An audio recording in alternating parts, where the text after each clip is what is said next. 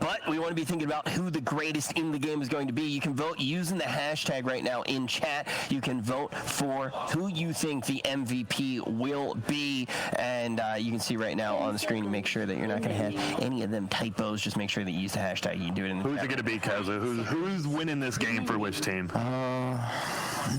My gut tells me it's going to be Vici. You think Vici's winning? Yeah. Who do you think the MVP would be? In this game? Yeah. Ori. Okay. All right. Now you can bounce off of Kezi right now, or you can spam something else in chat, like Papija, Papi Hands. Whatever you want. Whatever you want in chat. You can do absolutely whatever you want, but you guys can't, because I have very particular questions for all of you right now. The first one, Kezu, how do you see these lineups actually winning? And we'll start with the side of Vici. What do you think their win condition actually is? So for Vici, first of all, they need to play their lanes out, and then they need to farm. They have some greedy cores with OD Mag that need to hit creeps for a while and kind of just chill. When it comes to EG, they have a bit more plays in the early game. They have Chen, they can recall some of the heroes around. They have Beastmaster Aura to also push towers, and they have the global help from Invoker with the Sunstrike.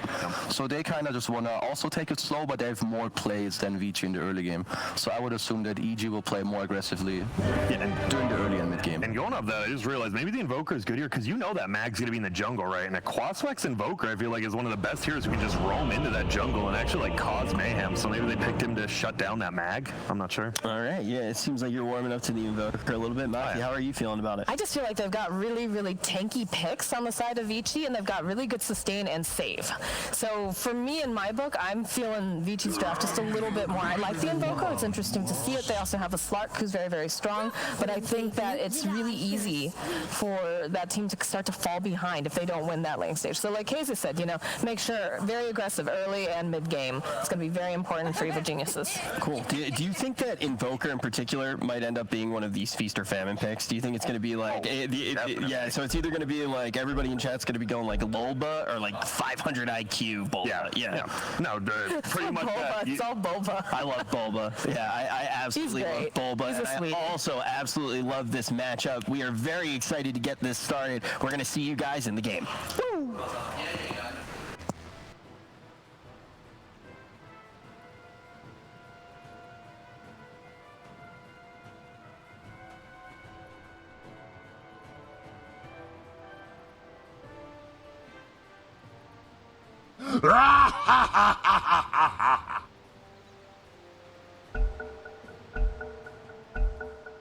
Thank God.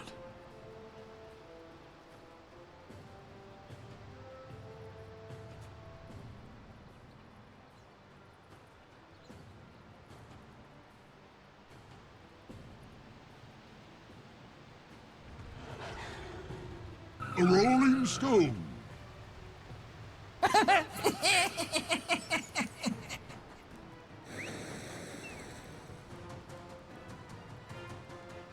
"30 seconds to battle. I'll be creeping while you are asleep. Your name offends me.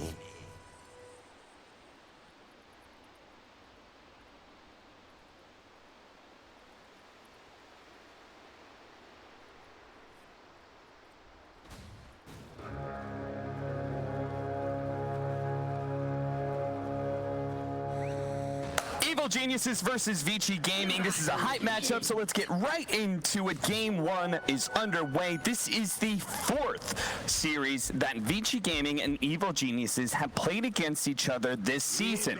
Last time they matched up against each other was at the One Esports, where Vici Gaming wiped EG in the finals 3-0. Before that, EG actually brought Vici Gaming down in that same tournament in the upper bracket. But the very first time they matched up against each other, Kyle, was in this same spot at the last major, the upper bracket semifinals, and that was won by Vici Gaming 2-1. Yeah, definitely EG coming in as a bit of the underdog. I like the style they went with this draft. A lot of stuff we haven't really seen before. Abed looks like he'll be going for the Quas Wex build. He's got phase boots queued up already. And as the panel was saying, it's very good at hunting these slower-paced heroes like OD Mag. Vici need a little more time to get their lineup online. They want the Echo Saber, Blink BKB on Eurus, or he's going to want to have his traditional Aghanims. If you can get tempo going fast for EG, this is a great combination of heroes, specifically the Chen Beastmaster. You can play with a lot of aggression, and Slark is so good at just taking map control once you kill towers. Yeah, we'll see whether or not they're able to get that tempo control, get those map control, because it's off of the lanes first, right? And it looks like with the lane swapping that we're having right now, Evil Geniuses is trying to eke out a win somewhere. So what, they don't want, what matchups do we want for these sides? Do they want to have the Slark versus the Mag? It looks that way. I'm honestly not sure, because both Omni and Mag both do pretty okay against Slark. It's not as if there's a huge difference between the two of them. Mm-hmm. Maybe Beastmaster suffers more? Maybe avoiding the tree more so. Okay, yeah. That would make sense. You definitely want the Beastmaster against the Tree Protector and probably not against the Cleave of the Empower. So it looks like EG have gotten the lanes that they wanted. Yeah, and the guy who's been really standing out for me on EG is Crit, and I love that they gave him his Rubik here. Already, the opener was OD Omni Knight. Stealing Astral, stealing Heal, always going to be excellent, and it's a great hero to pair with a Chen, because, again, it's like the most old-school, natural roaming combo in Dota history. Just lift into a creep, find yourself a kill. And on the Vici Gaming side, we heard Kezu, his prediction of the MVP was going to be Ori, and Ori has certainly been a standout player for Vici this whole season, and all of last year, really. This guy's just been picking up more and more momentum as his career has gone on. He's just become a better player every year. Yep. I mean, definitely. He started off as someone that looked, he got exposed in mid lanes a couple times early in his career, and then later on, suddenly he's become this guy that just seems to always win matchups he shouldn't. Definitely one of the best mids in the world at the moment, and holding his own against Abed thus far. Again, it's the Quaswex Invoker build, so EG are going to need to be the ones rotating and finding kills. I like when Ramses is on heroes like Beastmaster. He's transitioned a bit better than the other CIS counterpart Resolution to the offlane, but they're similar in that they do much better on heroes that are farming. Centaur, Beastmaster specifically, that can push lanes easily. He's not yet an Underlord as an example. He's going to be able to find kills too. Right. Let's see, Chen, Fly just doing a little bit of pulling onto the hard cam, trying to stop PYW from doing this obnoxious side pulling as much as possible. They're now going to have Arteezy into Yang, so we're going to swap around the lanes a little bit more. Yeah. I like that Arteezy started with the Orb of Venom. I've seen some Slarks go for it, others skip it, but when you're knowing that your matchup will be against a melee hero, regardless of who's up against you, I think it's critical you get it right away. And it's part of why he's been able to secure a slight deny advantage up top. Yeah, good example of that just this morning. Gabby being able to get so many kills on his Slark versus Fnatic. Yep. DJ dying multiple times there as the Crystal Maiden. Yeah. Another reason this Invoker is solid, not only is it a traditional counter to the Omni Knight, because you and Brew are really the only heroes that can remove the GA on multiple heroes, but it also removes the tree armor, which is very effective as you try to land kills. A little bit of mana burn action against heroes like, I mean, you got a lot of strength heroes up there on the board. Magnus, Tiny, as well as Omni Knight, all susceptible to that. Tree Protector as well, actually.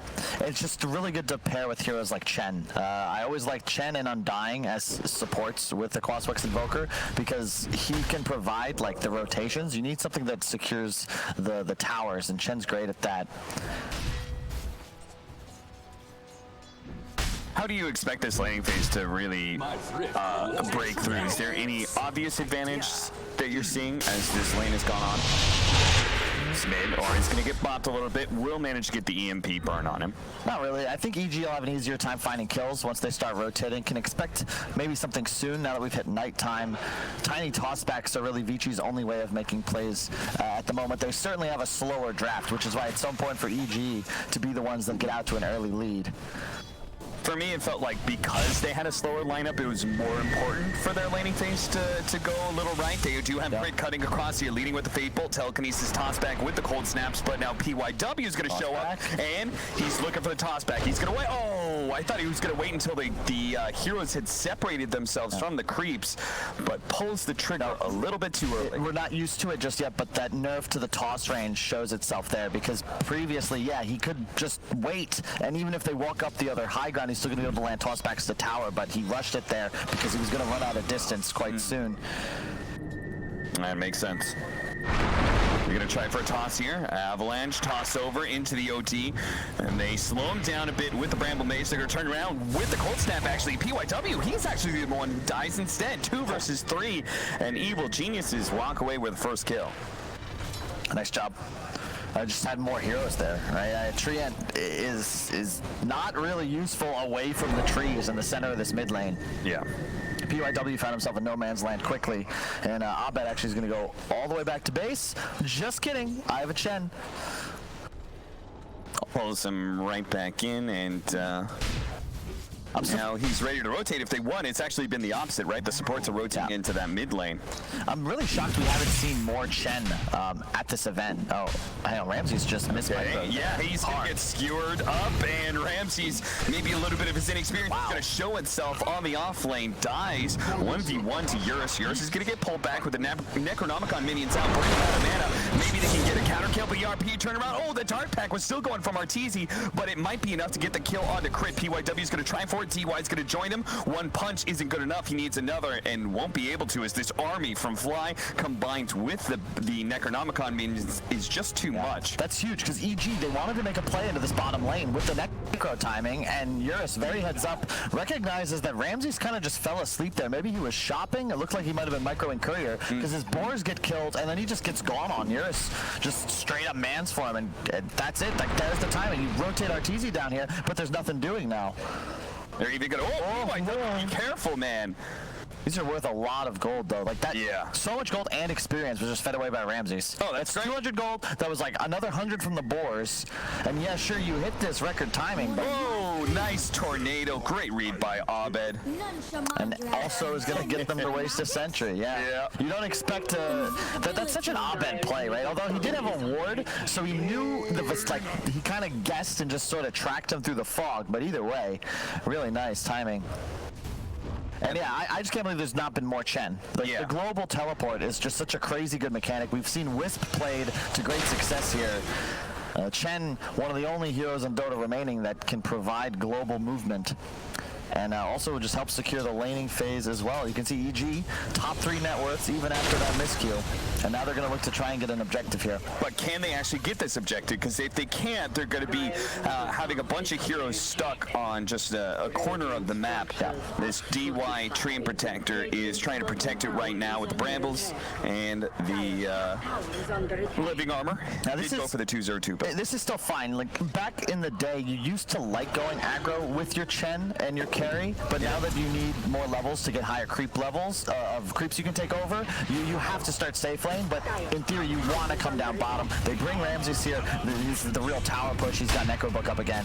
He can start to be into the tower, but we'll see if they try and do anything here. Eurus is smacking top all by himself. They burned him out of mana. He doesn't have Soul Ring for another 5 seconds. Yang's in trouble. The toss over, the Avalanche onto 3. That's a good toss, but there's too many heroes here from Evil Geniuses. At the end of the day, EG, they just brought more bodies to a fight, and you can't beat them. More bodies. You can't bring more bodies than all 5. The entire squad's here. It's much easier for Abed to rotate around, of course, because he's that Quaswex Invoker, but this is part of the plan for Vici. He might actually just get gone on here. Yeah, this is nice. Eurus immediately challenging crit, recognizing that his TP solo is going to cost him his life as he's willing to use the RP because this in part secures that tower. And this is the way Vici wants to play. They have no intention of taking in any engagements right now. EG, they recognize they've got Chen, they've got Roar and Necro, the Slark, the 5 heroes, and it's a Quaswex Invoker. This hero doesn't farm, he fights when he goes for this build. You just want to keep accelerating, scale, avoid EG for the next 5-10 minutes until those core items are online. And Eurus is just having an incredible game. Like 2 free kills to add on to almost pure free farm.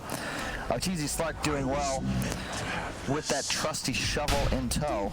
Yeah, they were talking about the MVP, and when they said Ori, I remember looking at it going, yeah, but what about Eurus's Magnus? Because we saw it once before in this tournament. It looked really hot. Royal Jelly?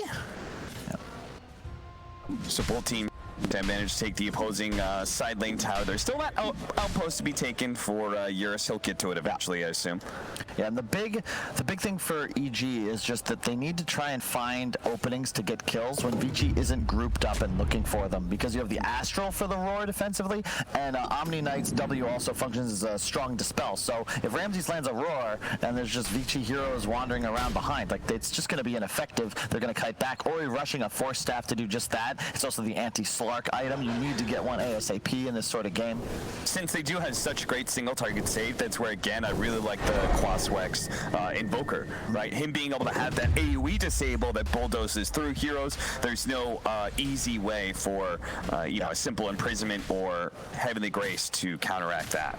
Yeah, I like the item build Arteezy's going for, because he has to get active early. Just rushing the Diffusal. The way fights want to go for EG is that the Chen, the Beastmaster, the Slark, they get involved, they force abilities from Vici, and then Abed can come over and just combo break, boom, Tornado EMP. All of a sudden, Vici's initiation potential is just stopped. Because it's the RP, the root, the GA, you've got to kind of have your Invoker land his spells halfway through the Vici assault.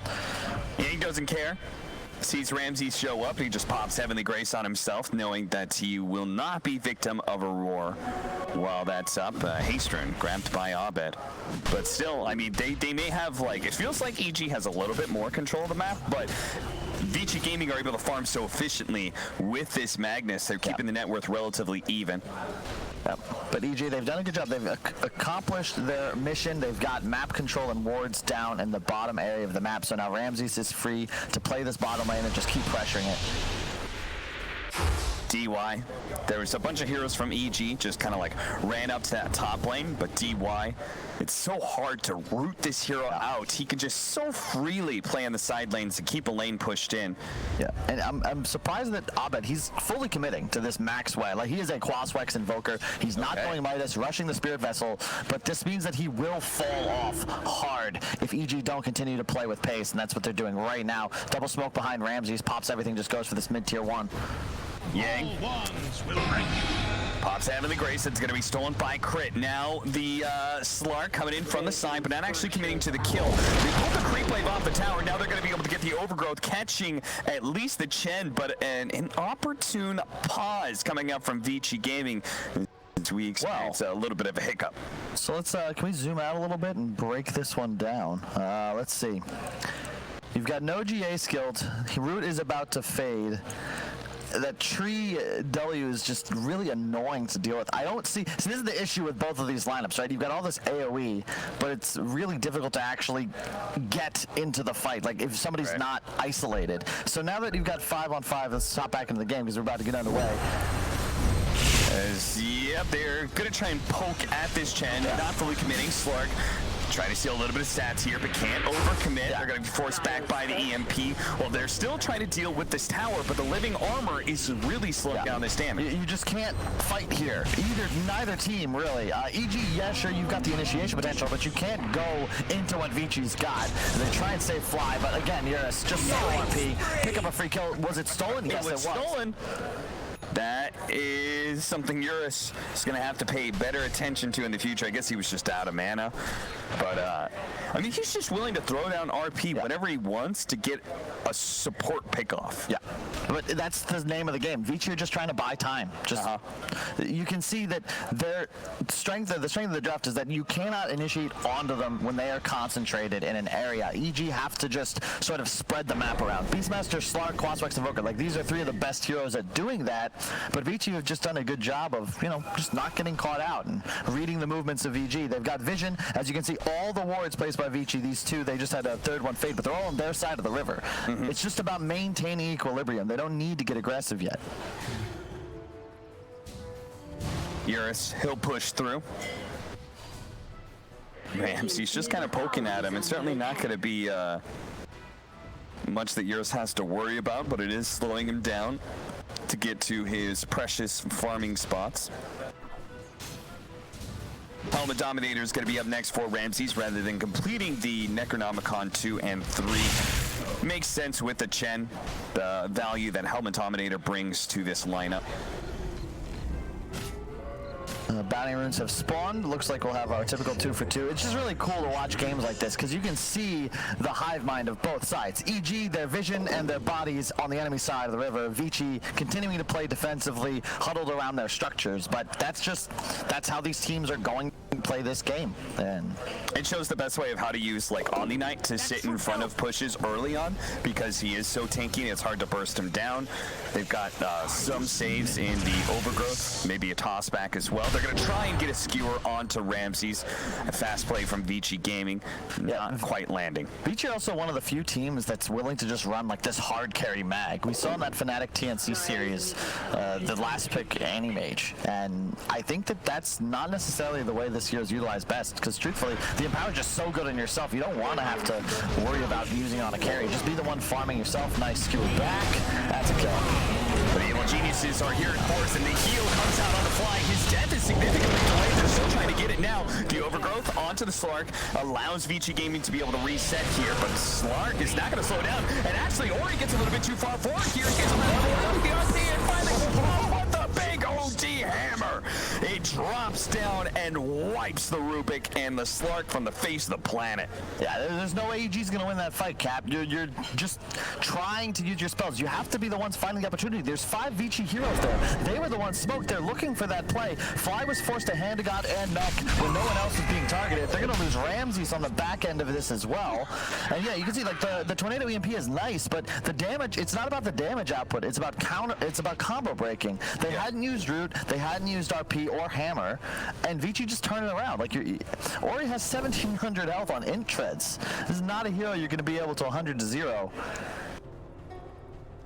This is getting concerning for Evil Geniuses, because it seems like they, even though the net was like kind of even and stuff, all their game plans are being completely stymied, as you're saying, by Vici Gaming just having good reads of where to be on the map.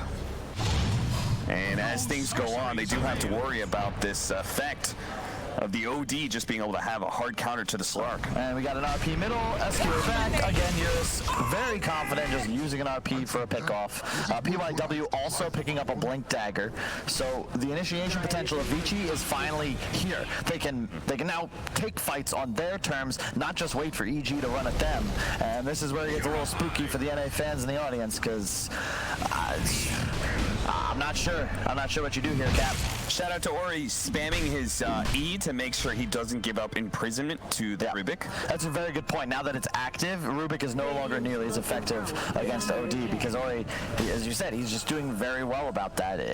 It's key because your Essence is completely useless for Rubik, whereas Astral is one of the best spells in the game. It'd be an amazing save for whenever Eurus tries to go for that RP or, Tiny goes for a combo.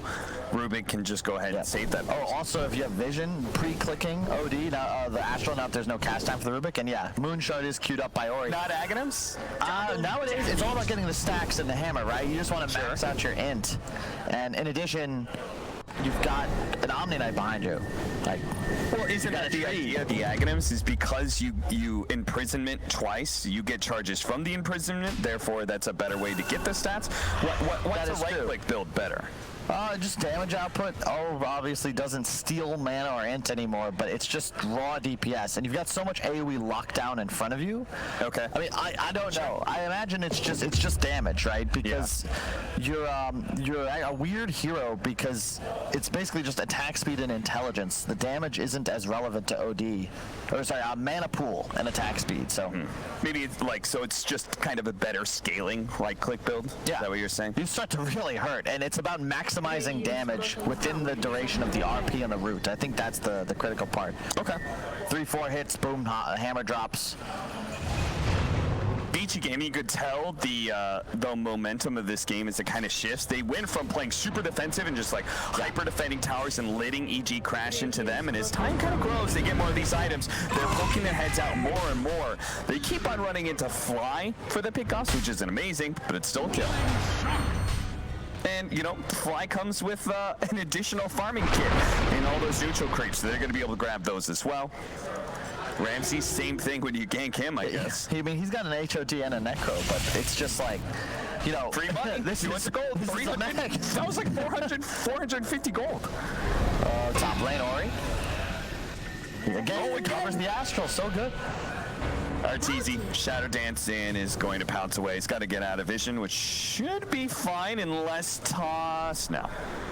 You don't want to risk that one. You have no idea who's there on the EG side. Again, look at Abed's net worth, right? He's got this vessel up. He's maxed out Wex. It's just he'll start to fall off. Omni Knight's even catching him up. In fact, he's about to pass him. As the EG look to make a smoke move, don't mind it. You've got to get aggressive. You need to find something. BYW. Well, this is going to be a big kill if they can get that on top of the Primal Roar. Up there, lock it down forward. Eurus. Thank you, man. That's 3 dead on the side of EG. Let's go ahead and take Abed out of the pool as well. Oh, Ghost walk away. And no AoE damage. So just the 3.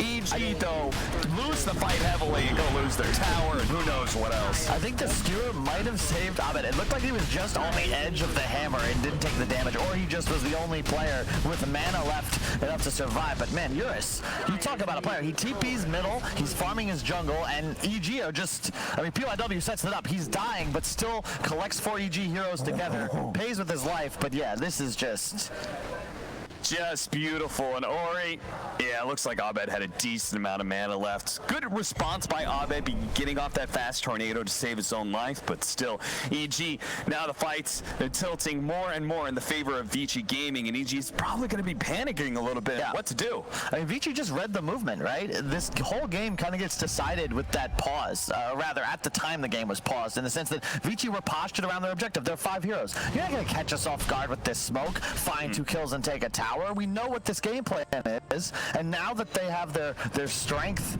thanks to these item pickups. You can see EG, they're like desperate to keep making moves. They know they have to act now, and this time around, they're going to get PYW without a 4-man RP. So this will lead into a tier 1 tower, EG. Nice, and DD, perhaps you take this and go straight into Roche. Oh, that is very opportune for EG. But Vici Gaming, they know about it. They're not going to give this up for free. Try to go for the skewer back. Eurus is going to be locked down by the clumsy net. There's vision on the high ground, by the way, from the side of EG. Tornado on out as they go into the funnel. Eurus is going to be skewering over to the other side of the clip. Maybe that's not what they wanted. Pops BKB. BYW looks for a pickoff and it gets a perfect hero. He tosses back Abed. Can they execute him fast enough? Imprisonment? That may be enough damage here. The roar goes out, trying to slow down some damage, but Abed's going to come back into World of Hurt as Europe bops him in the head once. Cracks the skull open, and EG now has to fully retreat without Abed, the big disabler. EG actually going to try and turn this with Slark, but oh no, that wasn't good. And RP whiffs his